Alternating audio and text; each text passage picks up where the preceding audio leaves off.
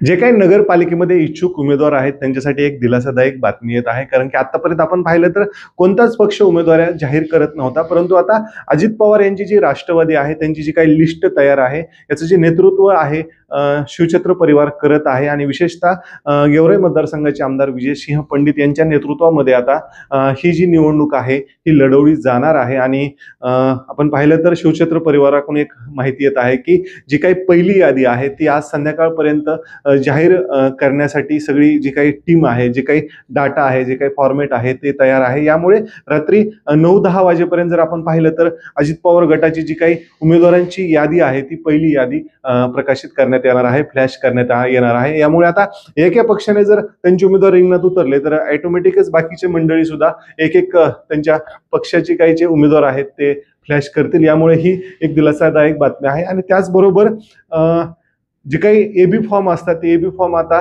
शिवछत्र परिवाराकडे दाखल झालेले आहेत। अजित पवार यांनी आता ही जर पाहिली तर बीडची जी संपूर्ण जबाबदारी आहे ती आता आमदार विजयसिंह पंडित यांच्याकडे दिलेली आहे आणि त्यांच्या माध्यमातून ही जी निवडणूक आहे ही लढवली जाणार आहे।